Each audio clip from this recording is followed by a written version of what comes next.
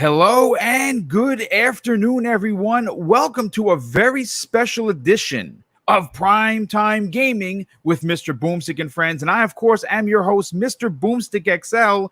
And folks, listen, we are doing a special edition podcast today because of what is apparently exploding on social media. And being that I am retired, I can answer the call when people in the community are asking whether or not we're going to talk about this. And what we're talking about is what has exploded with the development community versus the platform X, obviously being PlayStation. And I have tried to put a panel together. We have Crispy Bomb joining us. Mag, the middle-aged gamer, is going to be joining us, and I'm going to see if we can get a few others.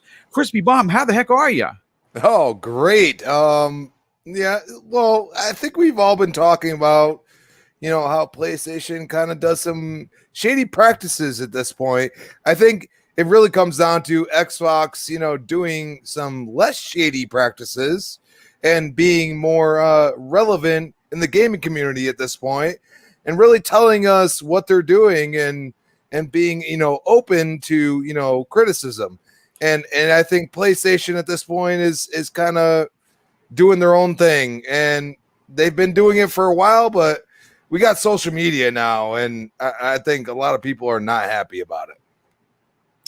Well, I mean, listen, the bottom line is what has transpired. If first of all, we're going to wait for everyone to kind of file in. We got 80 people here. We're only a few seconds into the show, and we're going to wait for the rest of the panel. And again, it could just be me, Crispy, and Mag. Those are the confirmed panel members. Most people are at work. I mean, obviously, this is for fun.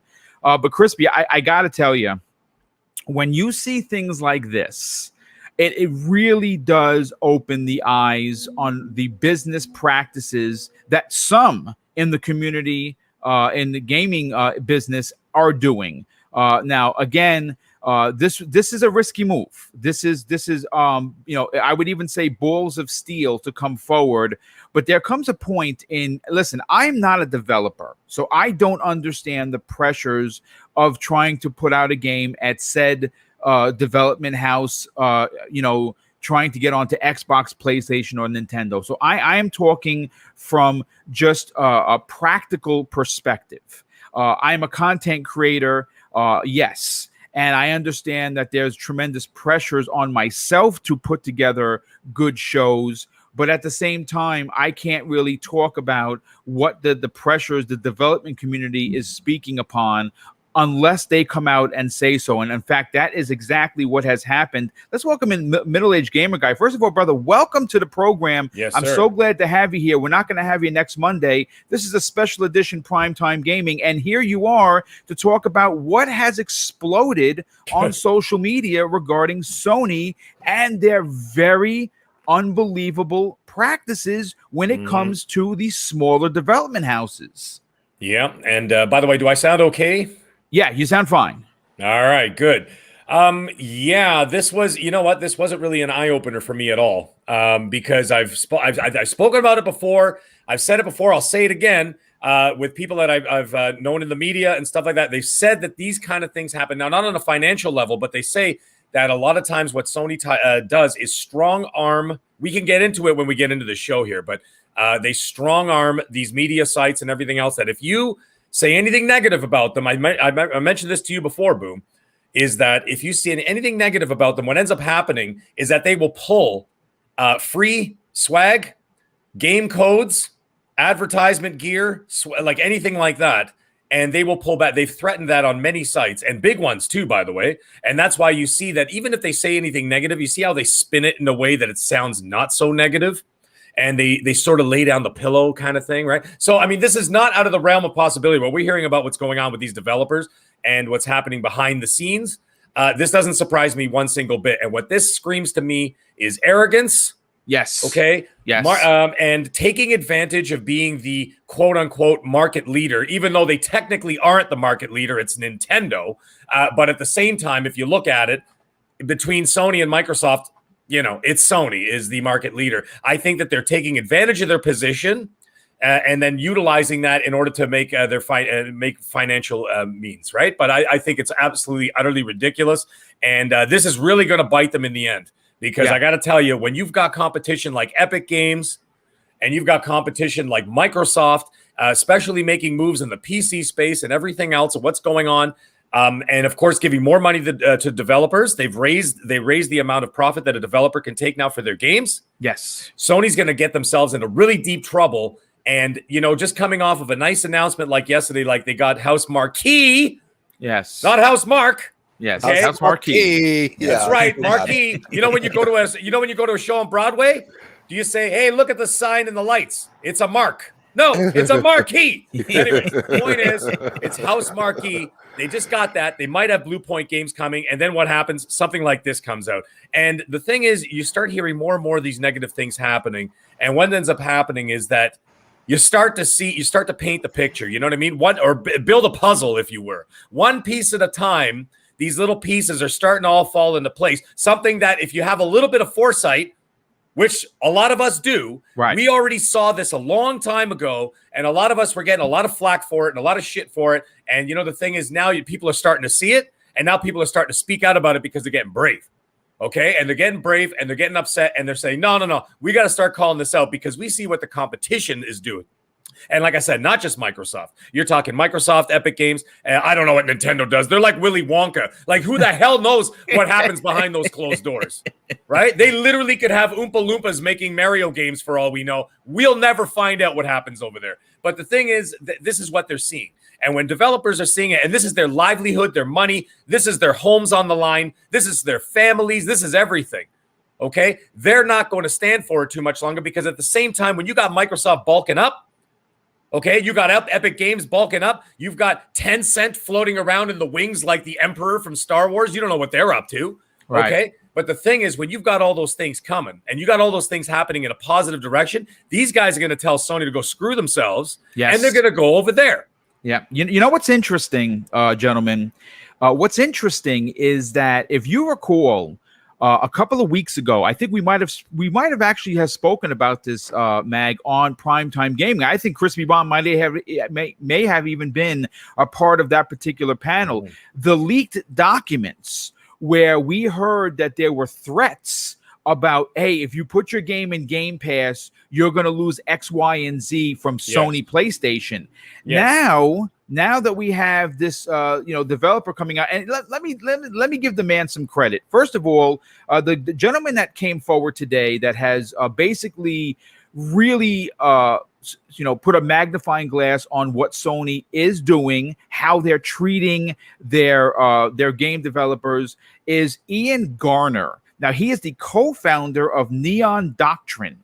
Okay, now obviously they are a small indie developer, but he came out, and I want to read exactly what he said. Okay, this was the first salvo 7 hours ago. Okay, I'm mad enough to burn some bridges, because honestly, what's the point of a bridge that I am not allowed to cross? So here is the thread about Platform X. I will not be defining Platform X, but it's the operator of a very successful console and does not have Game Pass. So I responded. Now listen, this is a thread that has thousands of posts, thousands of responses. I have seen at least half a dozen other indie developers jump in. And I'm going to read you my response to what Ian had to say.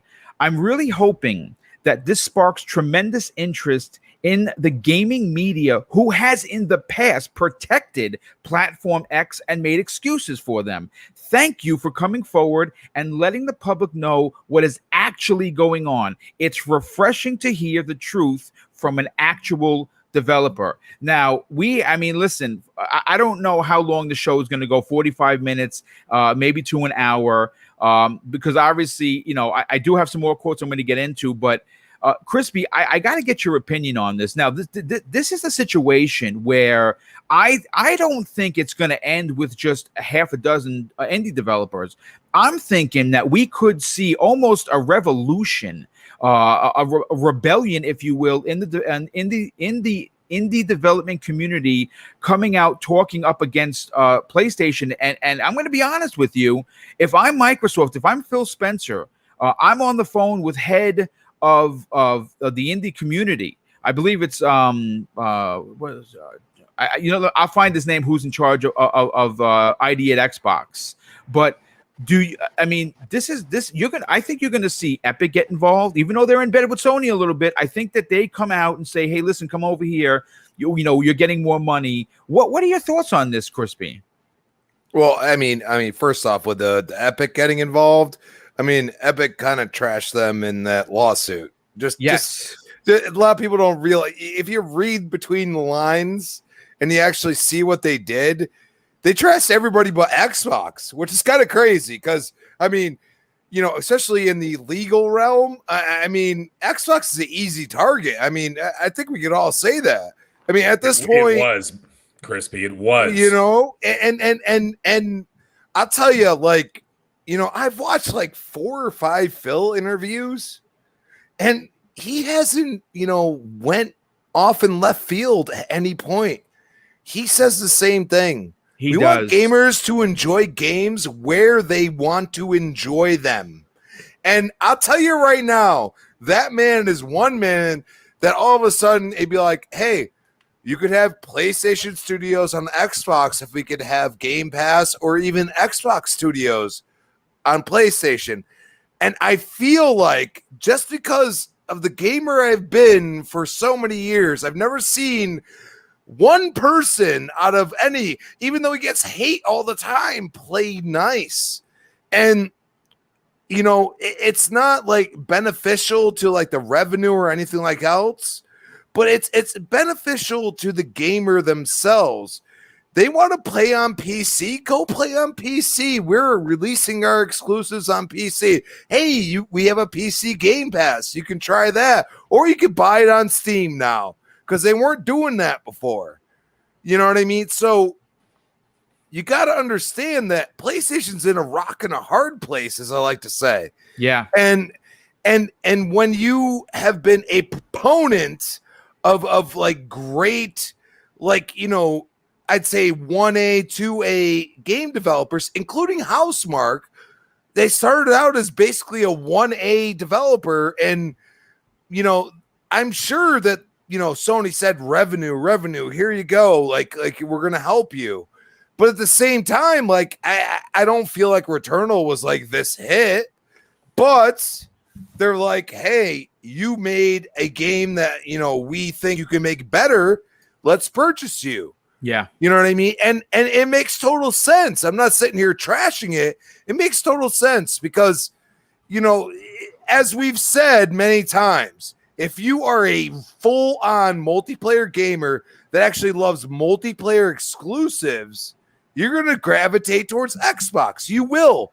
I mean, you have Halo and Gears, and you could say no more, but then you got Forza after that, and then you got whatever else they come out with. I mean, some people are still enjoying Grounded. I watched that little dev stream today where they're, she was kind of making fun of the whole shit, and I'm like, this is great. Like, but people just want to build and make their own little thing. And that's the point. Like Sea of Thieves, like you saw a shot in the arm to Sea of Thieves. Number one on Steam, bro. Like, number one. Number one seller on Steam. Yeah. Well, here's something that's interesting. Yeah. And here's something that's interesting.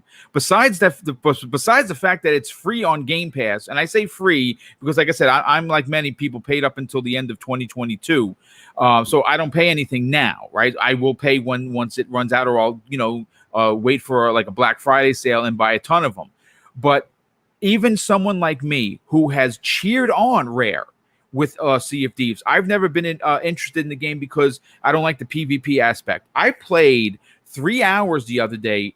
We on Xbox Live. On the Xbox Factor podcast, it ran the entire show, and the whole first story with Pirates of the Caribbean, I loved every minute of it. So not only are the regular Sea of Thieves players getting involved, but people like myself who didn't give the game a chance because it didn't call to me are now getting enjoying it. So that's something to be said. And it makes total sense. Xbox is embracing this. You know what I mean? You look like a game like Replace. Replace had a lot, like I had a lot of people they went in on what they saw from that game. And it's an indie dev once again. You know what I mean? Like you look even like the Ascent, like the popularity, like the people that look at that game and say, I want to play that. Really, that's an indie dev. Like I think it's like 10 people. You know what I'm saying? So I mean, you look at the games that they're embracing and they're saying, you know what? The one thing you got to say about Game Pass is it allows these games that maybe wouldn't have had any type of grounded, you know, or concrete, you know, you have made this foundation, okay, which is Game Pass, and you allow these developers to say, okay, we're gonna negotiate with you. We're gonna do what we. So we release on Game Pass. We get a certain amount of money. We don't, we release day and Game Pass. We release across all platforms. We get a certain amount of money. Phil has been very adamant about saying we allow them to negotiate with us because not everybody's going to be satisfied with what's going on. You know what I mean? Like, yeah, like, and that's totally logical. But instead, Sony's like, well, screw you. Like, oh, we're gonna put ads for you. We're gonna charge you. Like it's like, dude, like, you know, these guys don't have like 25 grand. To some of these guys, it's like, dude, like I don't have this. Like I'm 1 or 3 or 5 people or even 10. Like, you know, I gotta pay these guys wages or myself. I gotta live. You know what I mean? It's not right, and I feel like. You know, one thing you could say about Xbox, and it wasn't that way before. It really wasn't. Like, yes, in the 360 days, they were all about that, and then they moved on. And then the beginning of the Xbox One until Phil came in, it was very different. And I will agree with anybody that brings up that point. But at the same time, now, you know, Phil, the whole team, they see the value in these games that kind of push. You know, these bigger games to make changes and make changes that we want to see. And I feel like Sony's kind of like, we've heard all the things like, oh, you know, we're going, you know, all in on our AAA exclusives and everything. That's great. But what about the little guy? I mean, it don't make no sense. Well, like, you gotta look at the little guy. You know how Microsoft does it with ID at Xbox. No one else does. I mean, there's the Nindies. You know, Nintendo does very well with the with the indie community because the indie community embraces them because they do make a lot of money on the Switch. But of course, through we've seen games that would have never gotten off the ground if they weren't for Xbox ID at Xbox. Getting involved and, you know, helping publish the games and getting them, you know, onto the storefront. You know, you said $25,000. If you're not familiar with what Crispy is talking about, let me bring you into the fray. Now, I pulled an article, and folks, listen. I don't like doing these, these jump in streams because I like to prepare. I like to, you know, write my own words. I don't like having to use read from my phone is the biggest sin in podcasting, at least in my opinion. I'm doing that right now because, again, we didn't have much time. We literally, hey, you guys want to talk about this? Let's go. Well, I pulled an article from Kotaku, and the lead, the titled article says Sony charging developers at least $25,000 for PlayStation Store visibility. Now, apparently, this is something that goes on, but I'm going to read you. According to the financial figures, this is directly from the article from Kotaku. According to the financial figures we have had verified by another source, and if it's Sony he's talking about, they can reach as high as $200,000. Without naming either Sony or PlayStation, presumably allowing room for us to think that it might be the Atari VCS, which, of course, you know, whatever, they're just being facetious. British developer and publisher Garner details just how difficult he has found it to gain support, store presence, or even launch discounts when releasing games on the platform. And here is a direct quote from that developer. If Platform X doesn't like your game, no fanfare, no feature, no love. And this is Garner claiming this.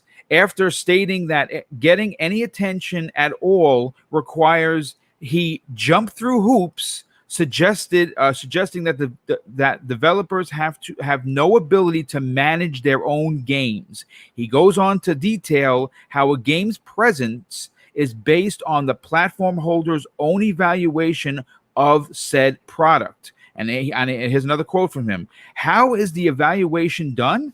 Don't know. They don't share that, nor will they share the value they ascribe to be my game. I mean, look, folks, I understand this is just one guy, but this is a guy that is this is a Goliath kind of a situation. The stone was thrown, and obviously, someone just said Space Dovican drops a $2 super chat and says basically the cat is out of the bag, and I think that is very true. And you know what? This just again, Mag has heard this, Crispy has heard this, I have heard this. This is not auspicious in any way. We have heard numerous times. Now, what is interesting and what is not surprising is many in the PlayStation community coming out and defending this, which has been disgusting. I've seen people going out trying to throw Microsoft under the bus that they do the same exact thing. Folks, I'm here to tell you, Microsoft and PlayStation, two different animals.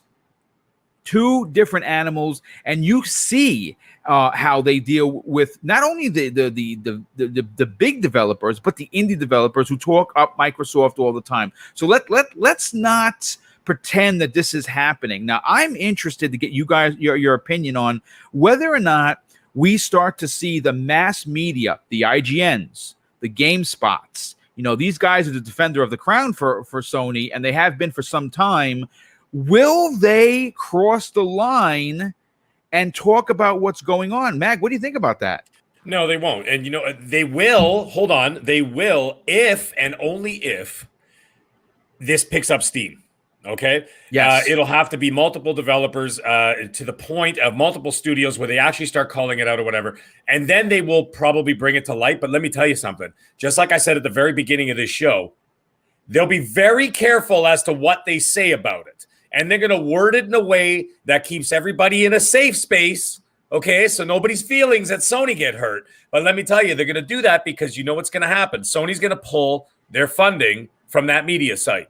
And I know that as a fact from, like I said before, and if anybody missed what I said at the beginning of the show, I know two separate people in two different media outlets. One of them very big, have both said the same thing exactly, that Sony threatens them, that if they do anything negative against them, they will pull their funding from that media site. Wow. And they are deathly afraid of that to happen because half of their stuff is coming from them, right? Yeah. So there's that. But anyways, there's something else very interesting, by the way. I know it's not really off topic, but it's kind of on topic as to what's going on right now with this whole situation. Breaking news here on Xbox Game Pass. I mean, it's not really big news, but it's big enough news. Greedfall just got a next-gen upgrade available right now for the Xbox Series X and the Xbox Series S for free, of course. And then I just scrolled down, and someone in the comment section asked, it says, "Hi, I have the PlayStation version of the game on the PS5. If I get the DLC, will I be eligible for any graphics upgrades?" The Greedfall developer themselves responded at Greedfall, said, "Hello, PS versions are not eligible for next-gen upgrades." Wow. That is a third-party dev, by the way, people. That is the developer. That is, I have it right here in front of my face. I'm looking at it at Greedfall. Okay, this is them. "Hello, PS Plus versions are not eligible for next-gen upgrades." That means that Sony is going to try and charge for it. Well, I mean, look what happened yesterday with all the good news, right? Okay, yeah, two studios, one leak that was by accident from Sony of Japan through Twitter. Then, of course, I'm very happy for the House Marquee because they've been working exclusively with Sony since the PlayStation 3. Right. And they really put out some really quality games. I've loved everything that they've put out, so I'm happy for them. But on top of, I mean, think about this for a second. On top of that good news, we find out through leaks that the Ghost of Tsushima director's cut quote unquote, is coming out. That's supposed to have the new single player DLC. Folks, that's going to be a $70 purchase. That's how they're going to make you get it. I can almost guarantee you they're not going to sell it separately. They're going to make you buy this game. This isn't going to be a Miles Morales situation. I almost guarantee you, they're going to say, if you want the next PS5 version and all the bells and whistles with the new DLC, it's $70. Just like the Spider-Man. Yes. They would only give the Spider-Man PS5 version or whatever, the cleaned up PS5 version with Miles Morales, right? And they charged however much they charged down there for it. But same idea. They're gonna do the same thing there. And then of course we also have Death Stranding director's cut. Okay, that's coming too. Who the hell knows what that's all about? And I still think. Sorry, go ahead. No. I'll let you continue a second. Real quick, who I was talking about is Elder's Bane. Reminder. Thanks for the reminder, Chris Charla. Yes. Yeah, he's in charge of ID at Xbox. But continue.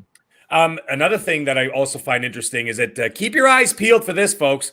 Okay, when the remaster, the remake of the remaster, the remake of Last of Us comes out, you bet your balls it's going to be attached to the multiplayer that was promised, by the way, to come to The Last of Us 2.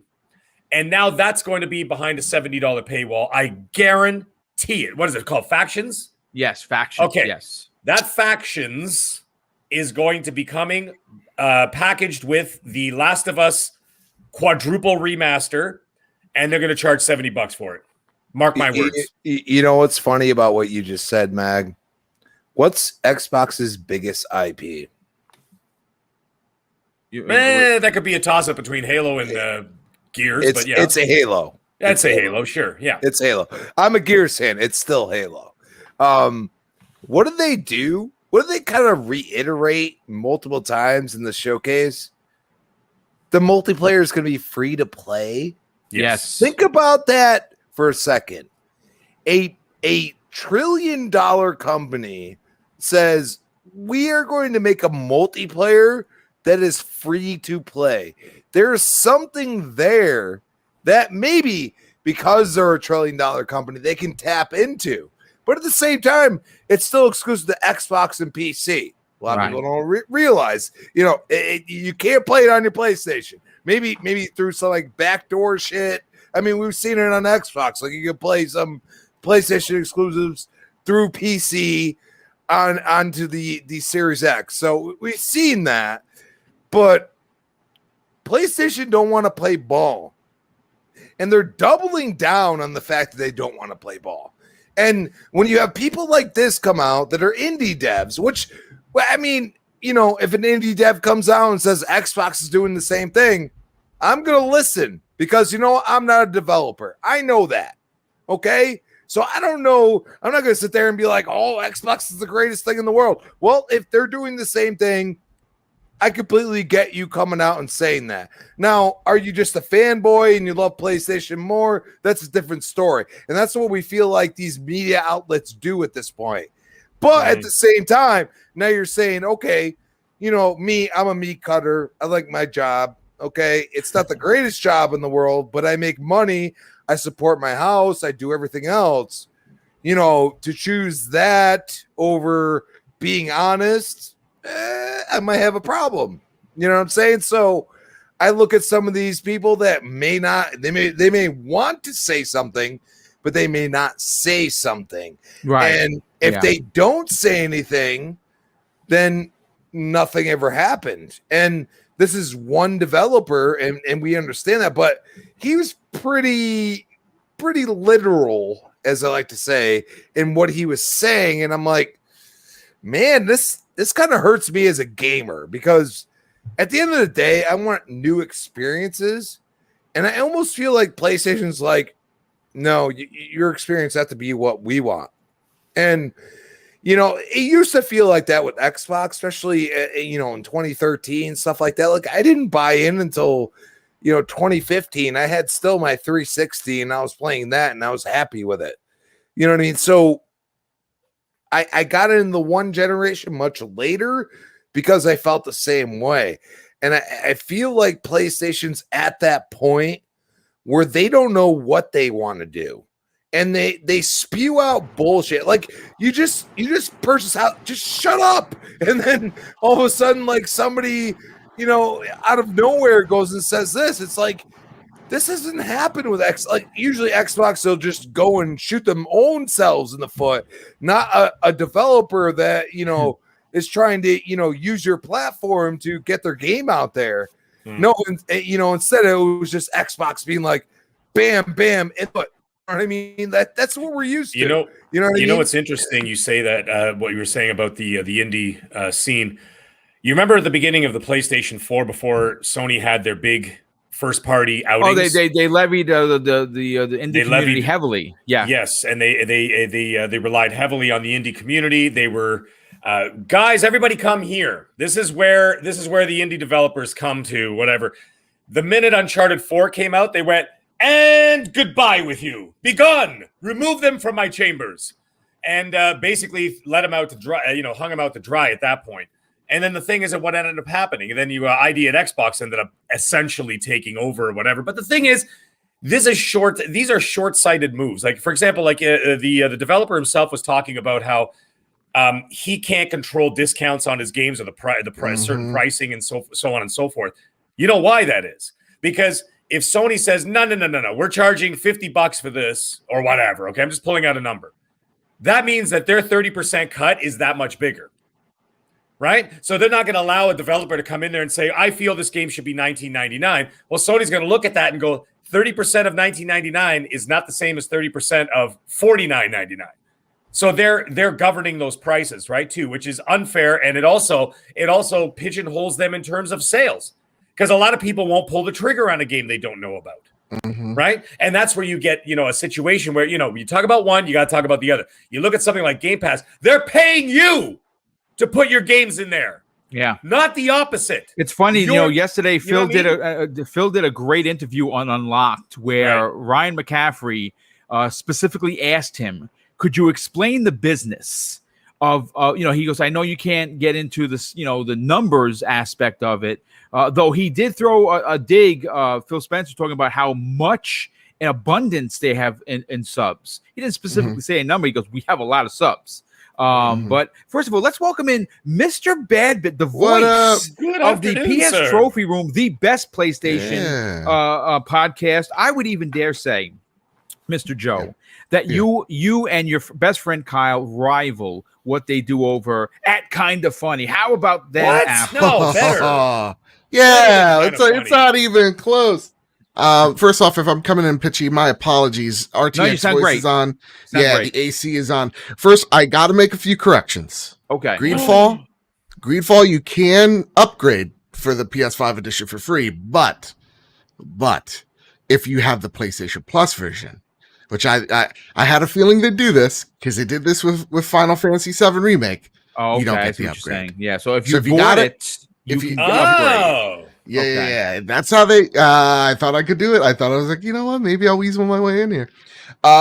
So real talk. I have a lot of complaints about the PlayStation Storefront.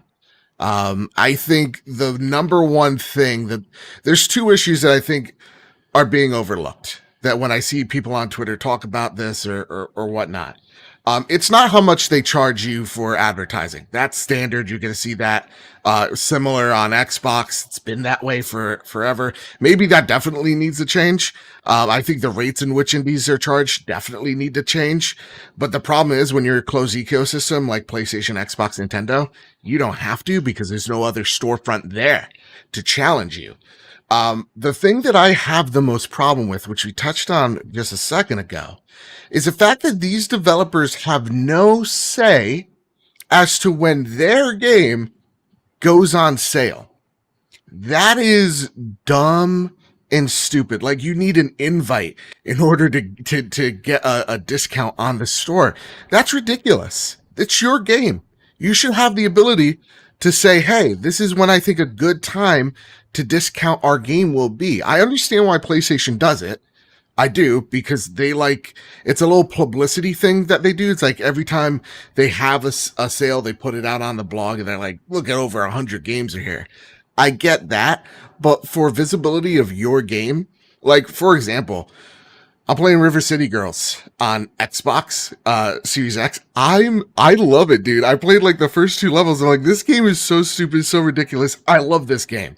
I love it so much that I think I might even double dip. I'll buy the PlayStation version.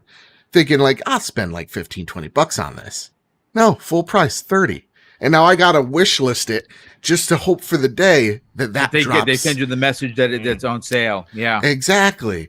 So to me, what is surprising is that there are issues with a lot of indies when it comes to the big 3. Nintendo, numerous of like, how do I even show my game on the storefront? The storefront sucks for visibility.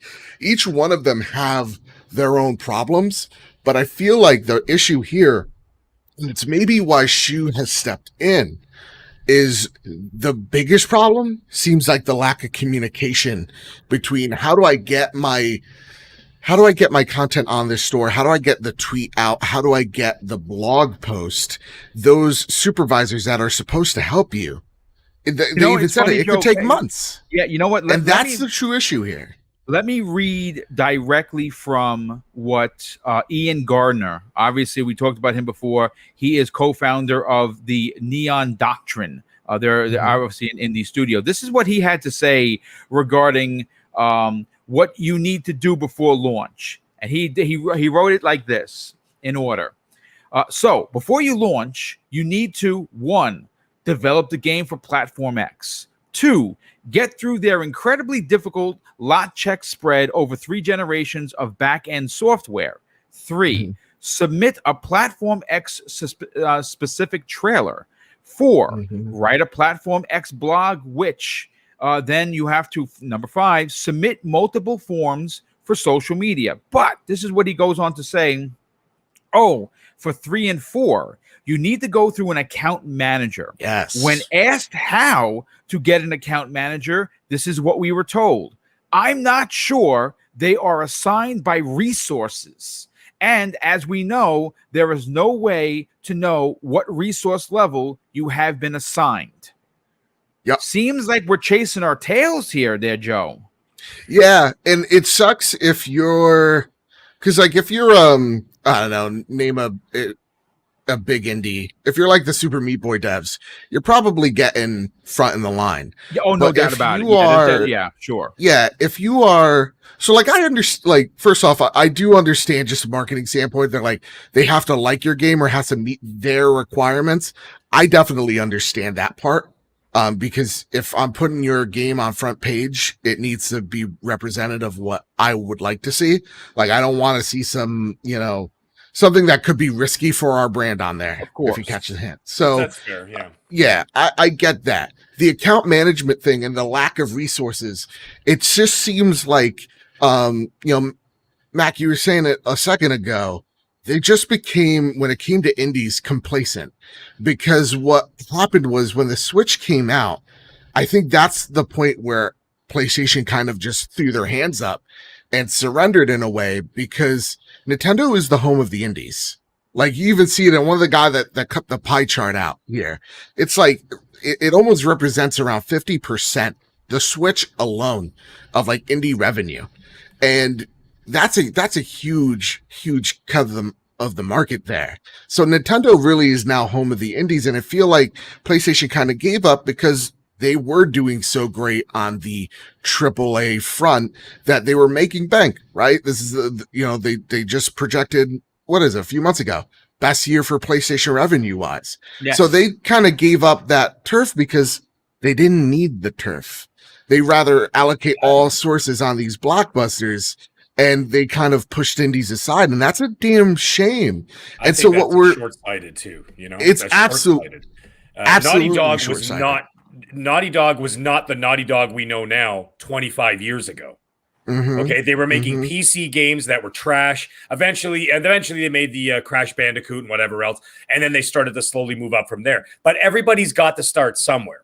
Right. But the thing is, if you recognize but at the same time though, you got to recognize potential versus shovelware, right? So I mean, I get what Mr. Babbitt's saying there. He's absolutely right. But if there is potential, you've got to at least allow it, like nurture it, allow it to grow, give it a platform to stand on instead of making these guys jump through hoops all for the sake of the dollar, because in the long run, it'll actually benefit you. Because maybe that developer might turn into something that Sony might acquire in 10 years and say, you guys are fantastic, and become the next Insomniac. It really is. You're right. It's short-sighted, and it just seems at this point archaic. Yes, right, and of how they address it. And we've seen Microsoft go through these similar growing pains as well with ID at Xbox. And it seems like, maybe it's just me this year, but like, it seems like they've really gotten their ducks in a row in highlighting games that come onto the service. I'm really interested to see in the next coming weeks what PlayStation does to address indies in a meaningful way. I think they have an opportunity. I think if you have a service like, let's just say they evolve PlayStation Now into something meaningful, you have an opportunity to allow indies to thrive on this, let's just say, streaming service, whatever it may be. Right. I think that's a great way to gain that visibility for those devs, because we're seeing it with Game Pass. Like every month they do a great job of like, here are all the games. Here are the dozens of games coming out and highlighting them for consumers. So I think that this is a problem that PlayStation needs to look into internally, just like how Nintendo needs to look at it internally of how they do their storefront and how they make themselves. Because I remember when I used to cover everything, and indie devs would come to me going, dude, you don't understand how awful the Nintendo store is and how brutal and crushing it is. Yeah, it's horrible. And yeah, I don't Good luck think on trying to find a new game. Absolutely, it's bad, and I don't think that Xbox is in that soul searching yet, because they've already done their soul searching with this prior generation going into the Series X. So that's what I want to say. This is, it's not the end of the world. It is something though that PlayStation needs to be reflecting on, of how they address these games or just how they address indies. Because even to me, as a PlayStation fan, I definitely think they need to do a better job at visibility. And maybe that does start on cutting the unnecessary or grotesque red tape around how they approach it. So I mean, listen, first of all, Joe, thank you so much for jumping in here, brother. I should have sent you the invite, but obviously you're you got some big things that you're doing, so obviously we got to walk lightly. Obviously we got to be careful for you, specifically, because for me, listen, I'm retired, folks. I'm a 50-year-old man that's doing a podcast 4 times a week and having a great time with it. So if Sony's mad at me, then okay, I'm still going to buy their games. I'm still going to get clobbered over there for $70, but you're not going to send you that hat. Yes, take the hat back. Don't give it to him. I don't think I've ever gotten a hat from Sony. Unfortunately, I don't even think Microsoft sent me a hat, so it's fine. But Crispy, let's bring you in on the conversation. You've heard what Joe had to say. More specifically, what Mag had to say was very interesting regarding him having personal experiences with a couple of devs that have admitted that they were literally threatened by Sony. And we've heard this before. You were on Primetime Gaming it could have been a couple of weeks, could have been a month ago, and we talked about this specifically because this came out during the Apple versus Epic situation, and now we have this happen today. And like I said, I don't think this was a provoked thing. I don't think this. I mean, if you read some of the guy's posts, he's overwhelmed with the responses. Like, he did not expect this to explode the way it did. Now, I'm going to be honest with you. If I would have put out something this severe, I would expect that it was going to blow up. I hope that it doesn't hurt him in the long run and his, and his partner in the gaming industry. But I have a feeling that we're going to see the Microsofts, the Epics, potentially even Nintendo, reach out to these devs and say, "Hey, listen, we hear you, and we got a place for you right here. You can come home, nice and warm here. You get fed 3 times a day. Lot to do." What are your thoughts on that? I mean, do you think that we're going to have to see Sony respond to this? They're not going to. You don't think so? Listen, okay, you are still like regardless of the PS5 being out there, you are still on top of the platform holders. Yes. Okay, if somebody can't get a PS5, they still have a PS4, and this is why we've seen this walk back of we believe in generations. Like, dude, like, listen, here's the problem. What I have the ignorance of PlayStation. For example, especially Jim Ryan talking out of both sides of his mouth has become so apparent at this point that you can't deny it. And if you do deny it, then you haven't seen enough of the bullshit he spewed out of his mouth. Okay, he might as well be Pinocchio. I know we see the gifs all the time where he's standing there and he's got the Pinocchio nose on.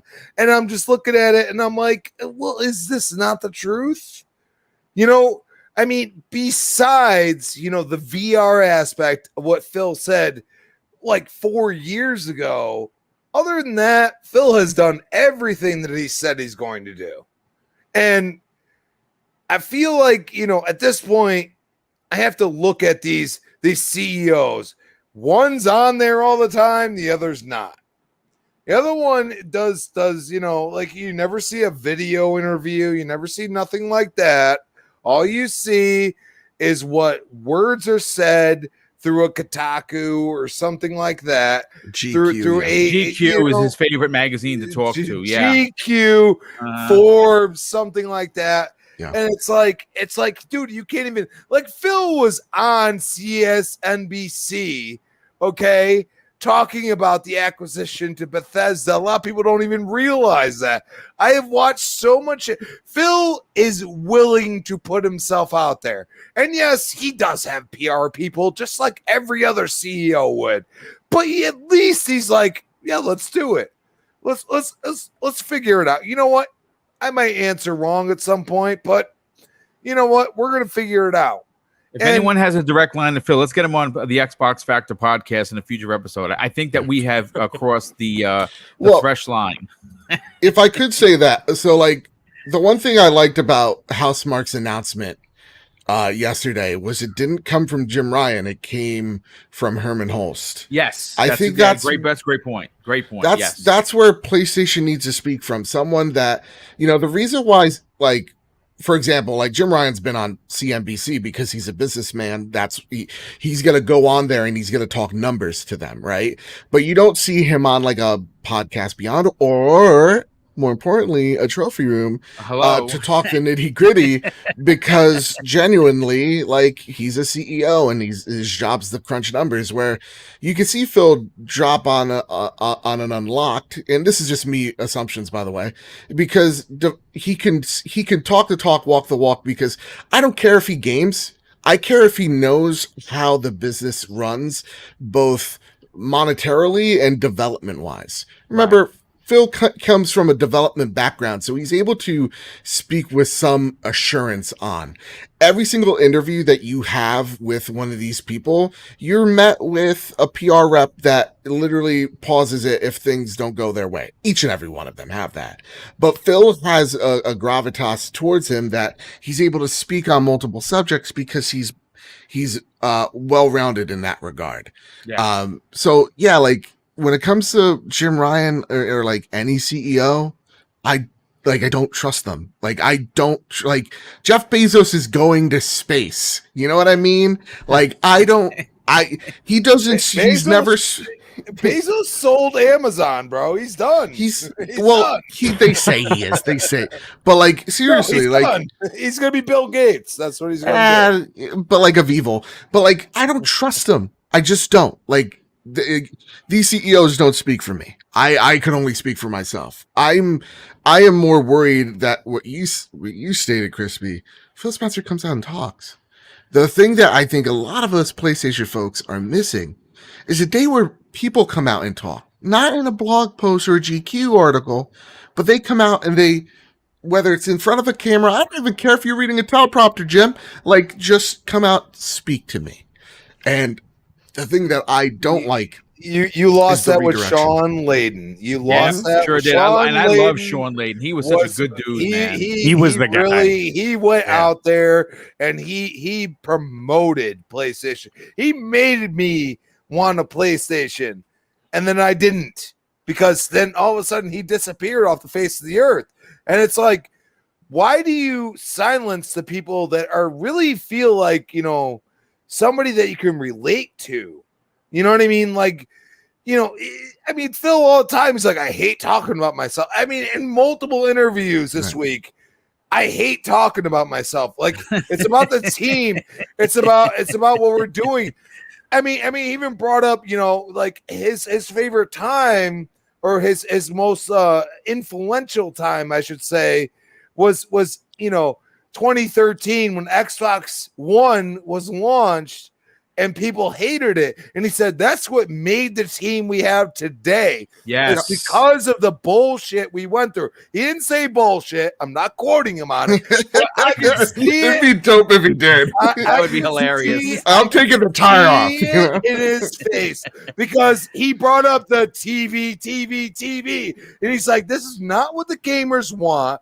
And the team has embraced the fact that we can sit here and talk right now, and one of them might be listening, and maybe not now, but tomorrow or the next day.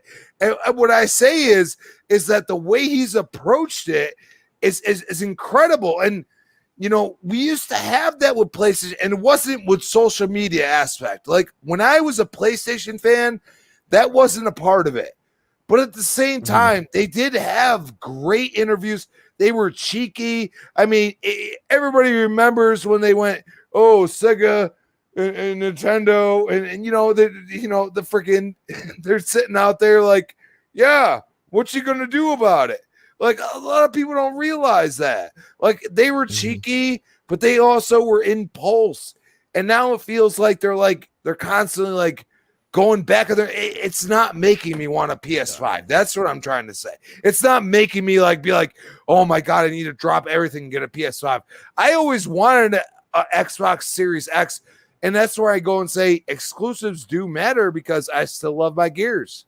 Everybody knows that. You know what I mean? So, I want a game like a SOCOM. I want something that I can play through the story, and that's great. But can I use that game for more time than just the story? Like, can I go 100? Well, I mean, I think you're going to start. I think you're going to start seeing that with PlayStation. Yeah. Obviously, I think the rumor is SOCOM is in active development. It's one of the rumored games that they're making, which would be great. And I would even be down with that. And I don't really play a lot of multiplayer. I love SOCOM. That was fantastic back in the days. But I do want to reel this in, because I do want to get to what happens next. We've talked, and again, I've read all the quotes I was able to pull, and folks, like I said, I normally sit here very wee hours in the night, writing these shows to make sure that they are correctly written. I double and triple check everything. Today was just I got to get quick. I got to get out here. People want me to talk about it. Here we are. I don't have a lot of notes, but I really have to find out what happens next. And and I'm going to start with Mag, who jumped on first. Mag, listen, here's the thing. Yes, sir. This is a story that has been raging through social media for the last, I don't know, 6, 7, 8 hours, maybe, give or take. And I don't think it's going to go away. Now, I do think that we're probably going to see the original poster kind of reel it back in, because he said everything he had to say. And I honestly think that he's overwhelmed with the response. What I'm hoping for is a couple of things, and I want to ask each individual panel member, because this is not going to be a 2-hour show. It's going to do 60 minutes, and we're going to get on out of here. But I want to get everyone's opinion on two things. What happens next for Sony? Do they actually address this? Are we going to see someone from Sony proper come out and say, "Hey, listen, we hear you"? But more importantly than even just what Sony is going to say, actually, I have 3 questions. Are we going to see the media cover this fairly? That's the second question. And more importantly, how many developers are going to step up and defend this guy. I mean, that's what I'm looking forward to seeing, because I did, listen, I know that, Xbox versus PlayStation versus Nintendo, but all of these big time developers are friends. They probably hang out a couple of times a year. I mean, we've seen, God of War, who did the reboot, friend of this show, not friend of Joe, Mr. Badbit, unfortunately, he talks with Phil all the time, and they're on rival platforms, but they're friends. So I'm wondering how many of the development community is going to come up to defend this guy. Well, what are your thoughts on the three questions there? Well, I can answer that last one first, because I did read someone's response. Another developer responded and said, everything that this man said is true. I'm just sort of paraphrasing here, but he said everything that this man said is true. However, everybody will be afraid to come out and talk about it. Therefore, they will read this and violently shake their heads in agreement. So I think a lot of that kind of answers the first two questions in a very roundabout way. And what I mean by that is that I think that nothing is going to happen either from the Sony side or the media side unless this gains some major traction. And it would have to be an overwhelming amount of people coming out together, speaking about it, and then and then having something to do about it. But as it stands, I put it on the same level as, let's say an employee quits or gets fired from a job, and then they start posting stuff on social media about how this company is this, how this company is that. They do this, they treat their employees like that. When it's one person, how many people listen? Nobody. Because all they say is that it's just a disgruntled employee. Right. And so I think what's going to happen is, unfortunately, for now, but we will have to see how this all plays out. This could, like I said, gain traction and go somewhere, or it might just peter out by the end of today or beginning of tomorrow, and everybody's on to the next news story and no one will hear about it again. And maybe this guy was just venting. But if people start to latch onto it and say, you know what, this guy's right, and all of a sudden it starts spreading and spreading and spreading and goes viral, it'll be hard to ignore.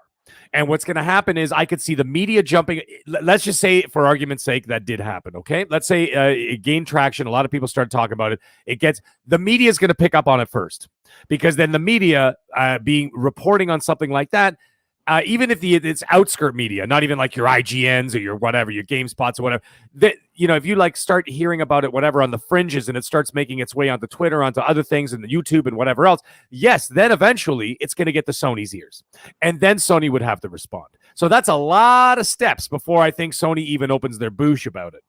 Okay, so I don't even think that's going to happen. To be quite honest, I could see, I understand what's happening. I understand the situation. However, I don't see it going anywhere unless other people come forward and do something about it, and stand in at least some form of solidarity.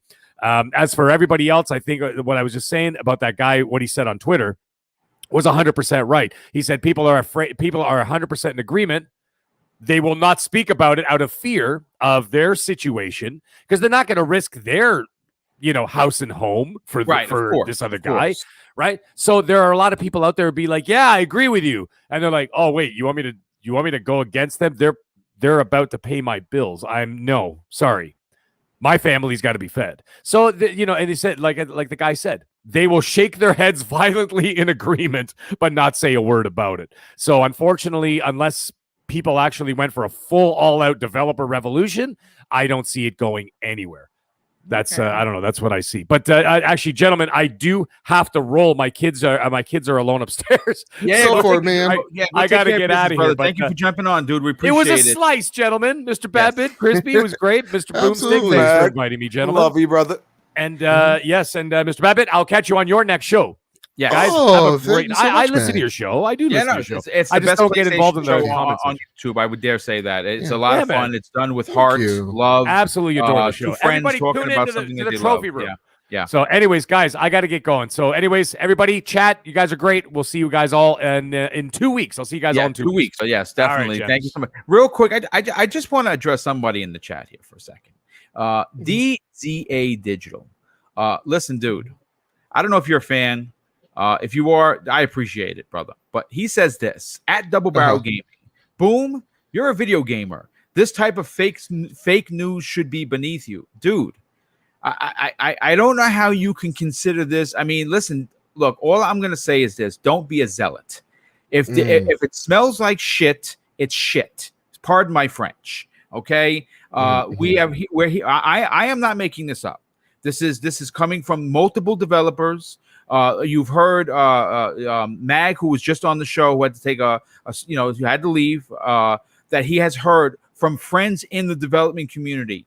This is not fake news. Don't be a zealot. Don't sit there and smile and take whatever Sony gives you. I give Microsoft the business. I give Nintendo the business, and I will give Sony the business exact same way. So come on, let's enjoy the show. A few more minutes left, but come on, dude. I don't think we're talking in platitudes. I think we're being pretty cool. I don't think anyone that has been on this show for the last 55 minutes has said anything disrespectful to Sony. We say all we've been saying is we want change. Now, Crispy, let's get your opinion, and then we'll get Joe's, and we'll do outros and get everyone out of here. Listen, the three questions that I posed to Mag, I think are simplistic in their form, but I think the magnitude of the answers are going to be what we're waiting to hear. Will we see Sony respond? One, will the development community step up and defend this guy? And I don't remember what the third question was. So listen, go ahead. Sony respond? Absolutely not. They're not going to respond until they feel they need to.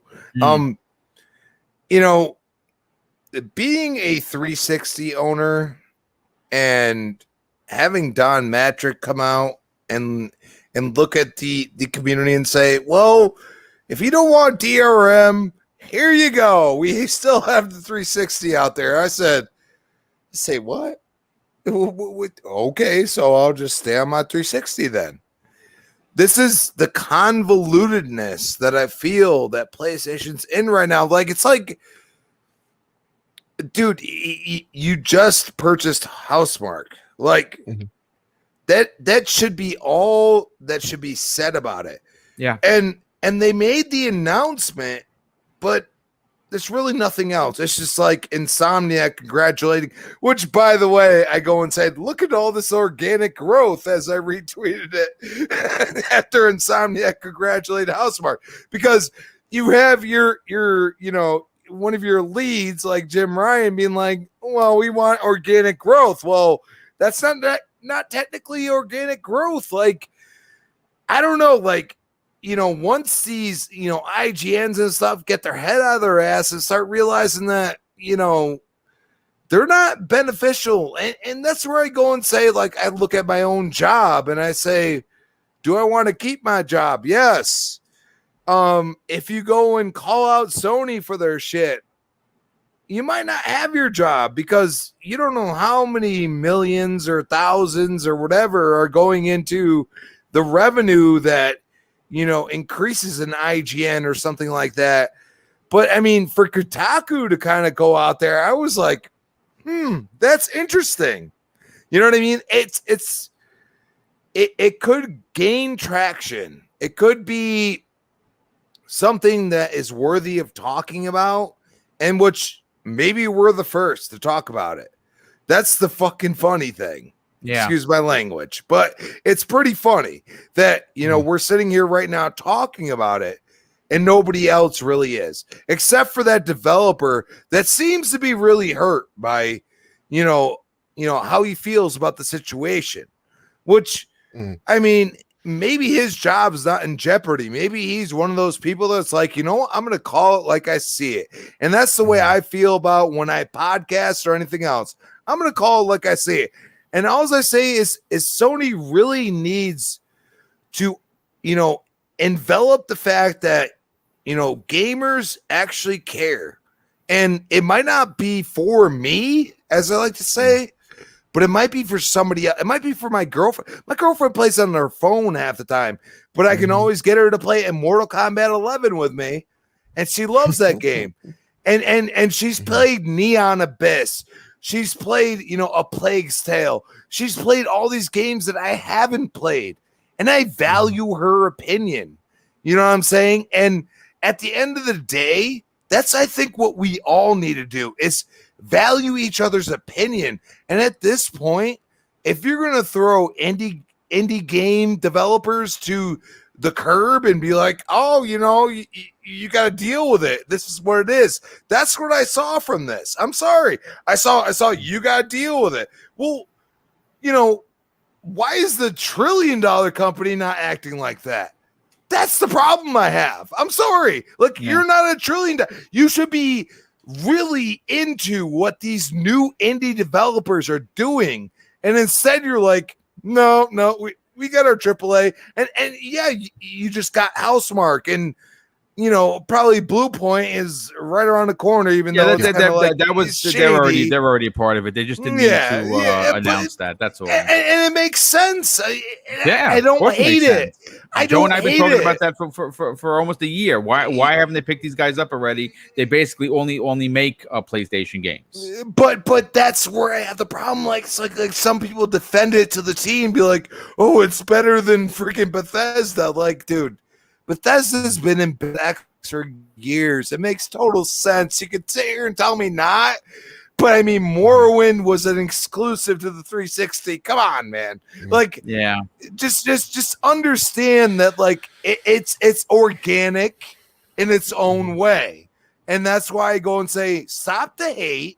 Stop listening to the developers that are having a problem with it, because at the end of the day, you're not going to get new games or new experiences, because these indie developers actually push these large developers to make new experiences. Yeah, that's great. That's a fantastic point. Good on it. Let me catch up some of the super chats. The Orm, I think it is pronounced. He says, after dropping a $5 super chat, Housemarque is pronounced Mark. A marquee on Broadway has 2 E's at the end. Marquee means the name of a brand. Oh, well, I did not know that, but thank you very much for that. I think it really was meant for Mag. But Dan Lazaro drops a $5 super chat and says, there is no excuse. PS promoted Life of Black Tiger on the platform. It's not about quality, it's about money. I mean, I think that money is going to be involved at some point or another. It has to be. It's not. Video games is a business, folks. But I'm interested to see what the next 48 hours brings before the weekend. Of course, Drawn TJ drops a $5 super chat and says, "Hey, boom! Sony is being scum right now. They are bullying the devs." And we have a new channel member, James 176, brother. Thank you for rejoining the channel. I definitely appreciate that. But listen, let's Nico even says Housemarque is pronounced Mark. Yeah, I always pronounce it as Housemarque, but tomato, right? And speaking sometimes slips. Yeah. And sometimes it slips. And of course, speaking of Italian, tomato, Mr. Badbit, let's get your opinion on this. I mean, listen, obviously from a perspective of a fan of gaming, a huge supporter of the indie community, which we know that you are,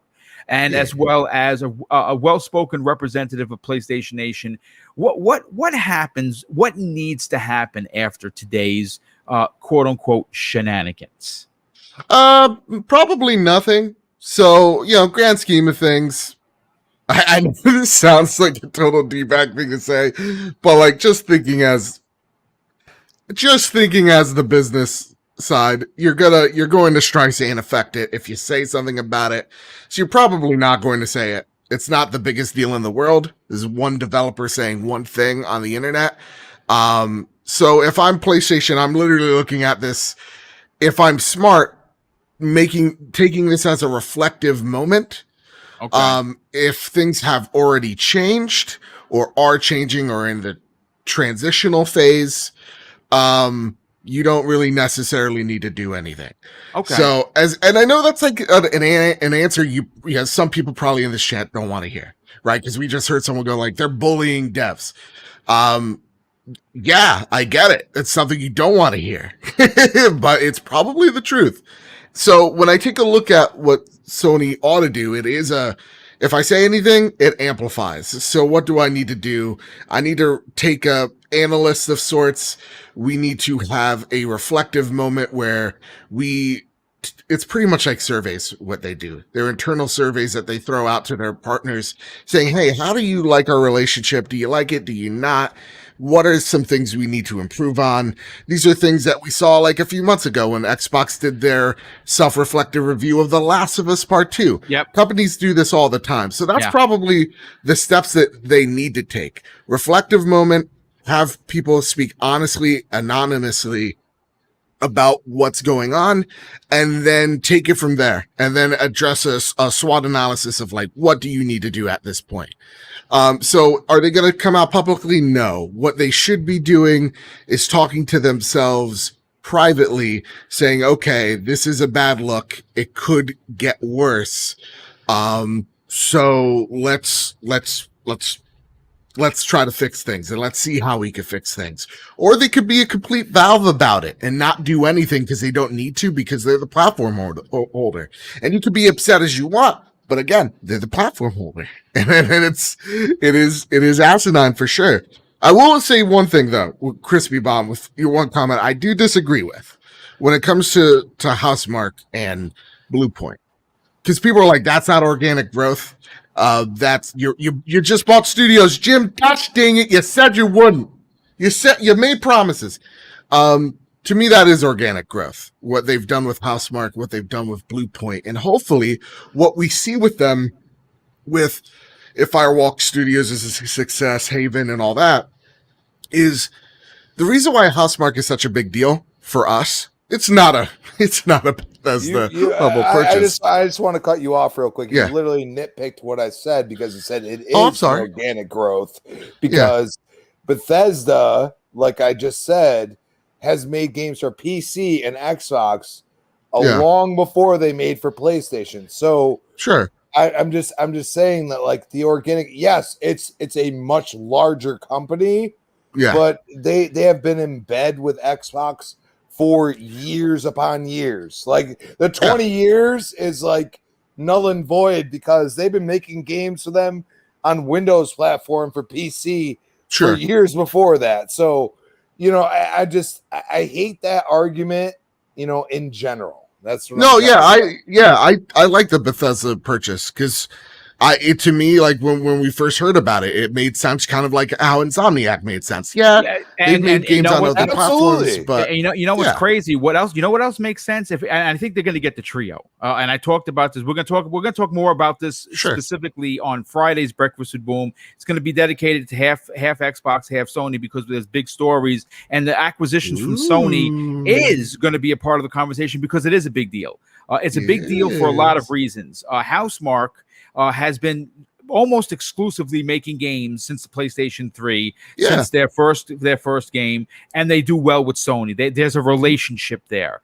If Blue Point, and I believe Blue Point has already purchased, there was a boo-boo that they put it out there to Sony Japan, said, hey, welcome to the family. I believe they were holding that, but again, cat out of the bag. That's a fan. I've been calling for that for years. So good. Yeah. Okay, that is a studio that works exclusively, and Sony Sony does something with their old IPs that Microsoft is now doing that I complained about years ago, and that is celebrating their older IPs, and they're at a magnificent studio to add. And I believe that Arc System Works, who makes Guilty Gear and Blaze Blue, has only made, I believe, two or three titles for Xbox. Everything else has been PlayStation, and the new one is PlayStation exclusive. So I think that is a big trio. But again, we will get more into that. Yeah. But please continue your point, Joe. But that's the thing, that what I want to see is, you know, I think I put it on Twitter, but it's something I constantly say is making deals with people that you've done deals with in the past, or forming those bonds. Like, Blue Point isn't as big of a deal as Bethesda, but it's huge to us because it is like Sony putting fans. it's putting the ring on it. Like, you're right. Blue Point has never made or hasn't made Housemarque hasn't made an Xbox game since like a golf game on the 360. Blue Point here or there, but they're much more prominent for Sony. What they've done for Sony. And so when you see those relationships, it helps with the morale of your fan base going, oh wow, this is awesome. This is sealing the deal, right? Especially for one of like Housemarque, which got me the most excited. That's what it should be about, is fostering better relationships. Yes. When I hear Sony say we got 25 IP we're working on for the PlayStation 5 for all these AA, single A, whatever studios, that's promising. But when we hear reports like this, it's not so much so. Yeah. And yeah, like, I think Mag said it before he left, is like, is anybody really going to speak up? No. And it goes for, if this was like Nintendo, Xbox, Steam, it really has to get to a boiling point where people are truly and absolutely fed up. Or you can actually take the risk because your games don't sell well on that platform whatsoever. Interesting. Every platform flexes its platform muscles to try to tell you, hey, come with us, whether that's with Brute Force, whether that is with a tantalizing deal. Every business does it. So I really do think that this is a reflective point, and hopefully they are taking a reflective measure here that makes sense. Because yeah, if this doesn't get solved, they will have to eventually talk about it, because more and more and more developers will come out and speak about the situation at hand. This is, remember, half of it is what us gamers want, or a third of it is what gamers want, third of it is what business demands, and thirdly is the developers. You have to make all three synchronously happy. Yes. And if developers aren't happy, they're not going to put games on your service or on your platform. And that's very, very important. Well, you know what? Listen, that's all I got. That's my TED Talk. And first of all, thanks for joining us, dude. Thanks you, Crispy Bomb, for jumping in. I obviously I DM'd everybody at the last minute. Mag, thank you if you're listening, brother. This was a great, a little over an hour. We got our opinions out there. I think that we were very respectful. I think that we talked facts. Of course, I brought the facts with me. And if you are new, we had over 500 people here, which is pretty dope, considering that there was no advertisement for the show. If you're new to the channel, I do 4 live streams weekly. The Xbox Factor podcast is twice, Tuesdays and Thursdays, and I bookend it with primetime gaming at 8 p.m. Eastern Standard Time on Mondays, and then to finish off your week in the best way possible, Breakfast with Boom. That's right. You're hanging out with me and the panel members for Friday morning, 10 a.m. Eastern Standard Time. And you get 4 live shows per week, guaranteed. And, of course, occasionally you get a bonus show like we got for Primetime Gaming today. I want to thank everybody that tuned in. I want to thank all the super chats. I want to thank the new member, James. Thanks so much for joining Double Barrel Gaming once again. And I want to wish everybody a great day. But, of course, I'm going to close out the show with something. Oh, no, before I even do that, let's get to the outros. Holy shit, I almost missed it. Oh. Crispy Bomb, tell everyone about where they could reach out to you, strike up a conversation on social media, but more importantly, what other shows you're a part of. Oh, it was a pleasure. I mean, I just threw it out there, and I was the first one in, and I was like, oh, damn, nobody else is here. But I mean, it's always great to talk games, and I think that's what people need to realize. Like, we're not trashing each other. We're talking games. Like, that's what it comes down to. At Christian Bomb on Twitter, Christian Bomb 28 Xbox Live. You can find me on the next podcast tomorrow night, 8 p.m. Unfortunately, Boom, I'm sorry, but Breakfast with Boom will be on hiatus.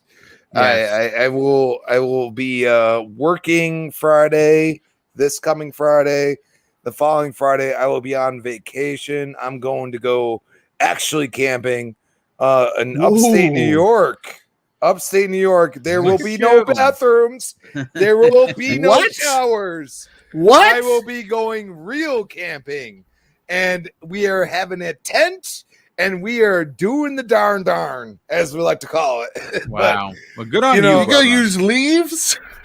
We might have to use leaves. If there's not enough toilet paper, we're going to use leaves. That's a Poison Oak story waiting to happen. Yeah, no. I know what Poison Oak, sumac, and ivy look like. So I'm good with that.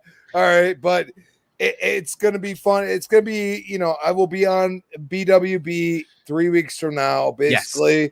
So I will be. I will be back and I will be raring to go. I'm sure there'll be some kind of news at that point.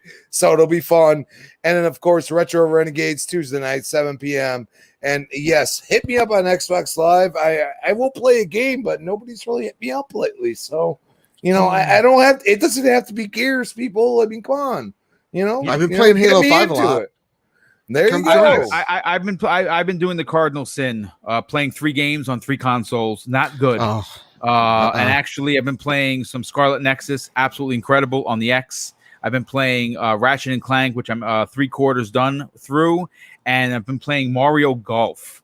And I love it and hate it. How do you deal with all the controllers? It's a problem, dude. It is a real problem because I actually forgot some of the moves in Scarlet Nexus, and I was like, I'm recording. I look like a noob. This isn't good. I had to stop recording, delete that one, and remember the controls, and then go. And now I look like a badass. It was awful. It was awful. But listen, thanks so much for being here, Crispy. Really appreciate you answered the call. Love what you had to say, Mr. Badbit, the voice of the trophy room, which, by the way, folks, if you didn't know him, he just uploaded this week's show. I saw that tweet earlier this morning. I retweeted it, as you would expect. Go and support the best PlayStation show on YouTube, folks. This is a show that's with 2 best friends. They talk about PlayStation with passion and love. There's no fanboyism in this, and I highly recommend and stand by this podcast. Joe, talk about it. Dude, it is really awesome because there's not a lot of like PlayStation podcasts that just like talk about the ecosystem that is PlayStation. Right. Like I saw one tweet. It's like it seems like PlayStation podcasts are like in love with Xbox. It's like talking about I do hear that a lot. They talk more about Xbox than PlayStation. Yeah, like vice versa. And you know what? To us, it's not about. We appreciate all consoles. We appreciate good Vita too, which we call the Nintendo Switch. We like Game Pass. We're going to be talking about River City Girls. Where do you think I'm going to talk about where I played it? Right, Game Pass. So that's what we try our best to do. We bring up the other two if it's needed and if we can draw rightful comparisons, not a versus type of thing or console wars type of mumbo jumbo. So with that said, you can find the Trophy Room, a PlayStation podcast made by the players for the players, where me and my best friend Kyle talk about the latest, the greatest in all things PlayStation each and every Thursday. This week's episode is humongous. It's going to be a ton of fun, and it's so hot. I don't know how we're not going to like have ACs for an hour and 30 minutes. Are you kidding me? Craziness is going to happen. So yeah, we're going to be talking about a whole lot of cool stuff, man. That's for sure. And we'll be talking about this situation as well, which Kyle's the biggest indie fan I know. So I'm really excited to see his take on what's happened today. So all that and more, Mr. Badbit at PS Trophy Room on Twitter. Get all them updates. But yeah, thank you for having me, man. Well, thank you for joining us. And of course, I'll close out the show with something that's important to me. Hopefully one day it'll be important to you. And that's something that my dad taught us when we were kids. And he said, son, treat others how you want to be treated. And also, it doesn't cost anything to be nice. You live by those rules, and I can guarantee you're going to have an awesome day. So take care, everyone, and we'll see you on tomorrow's new episode of the Xbox Factor podcast. And that show is going to be unbelievably packed. Joe, you have the show notes. It's going to be a great show. We'll see you tomorrow, 12 p.m. Eastern Standard Time. Have a great day, everyone, and we'll see you online.